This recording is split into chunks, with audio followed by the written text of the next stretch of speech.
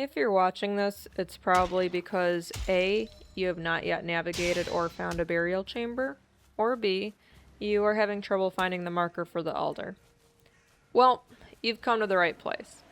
These are some different burial chamber entrances. They are typically guarded by 2 to 3 skeletons, so if you see some skeletons creeping around in the Black Forest, there may be a burial chamber nearby.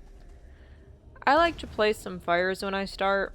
This makes it easy for me to find the entrance again, since these tend to be pretty maze-like. You will also want to make sure you have a torch or some source of light to kick off your journey. You'll also want to equip a one-handed weapon if you're using the torch, so you can hold your light and weapon at the same time. These doors tend to be packed with skeletons, as well as evil bone piles, which are spawners, so make sure to destroy these. The main item that people search for in here are these surtling cores, which are used for creating a smelter, charcoal kiln, and portals. Other items you might find could be rubies, amber, pearls, etc.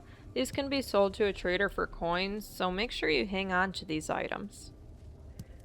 A few other items I found down here are arrows and feathers, which always come in handy for hunting and crafting as well, so definitely grab those if you come across them. I'm gonna make my way to the next door now, but as you're seeing here, I clearly am turned around, so it's super easy to get lost.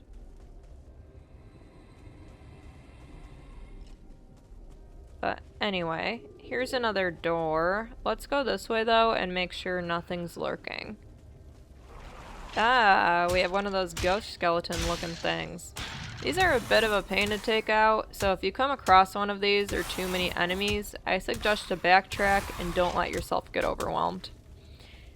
If there's a door that you opened and there's a crap load of enemies and you decide you just need a breather, literally just close the door and take a break. It is not worth getting overwhelmed down here and trying to get a tombstone back.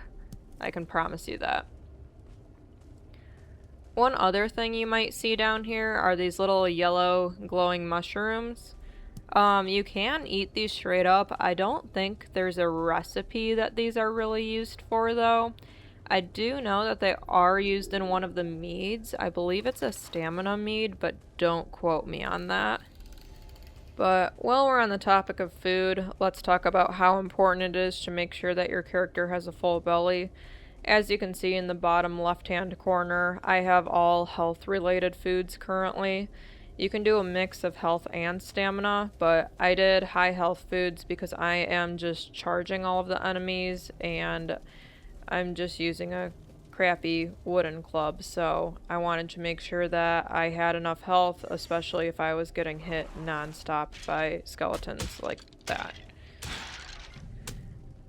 If you've watched the video up until this point, you've probably noticed that I've gotten lost down here quite a few times.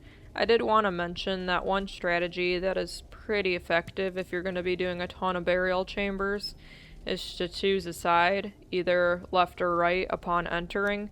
So let's say I choose the left-hand side. So what I would do is I would follow the left wall the entire time, because every single area in here will dead end. And then you'll just be able to make sure that you have turned around and that you have covered every single room possible. This ensures that you have got every single piece of loot and that you haven't missed anything at all. Alright, now that we've covered all of that, let's make our way back to the entrance of this burial chamber. And let's start talking about this Elder Vegvisir. So, the Elder Vegvisir is what you find to get the location of the Elder Boss. So you can find those in one of two places. One will be around stone towers, or two will be in a burial chamber. And holy cow, is it smoky in here. Let me take some of these fires out because I am getting smoked out. My goodness. Okay, moving on. So, the Elder Vegvisir. I don't know the percentage of which they spawn within the burial chambers, and I've looked online to see if they could give me a stat, and they really couldn't, which is totally fine. But what I can tell you is out of the 3 burial chambers I explored recently, only one of them had it, as you're seeing here. So you can click on that to register the location and add it to your map. But I think that covers everything. Thanks for watching.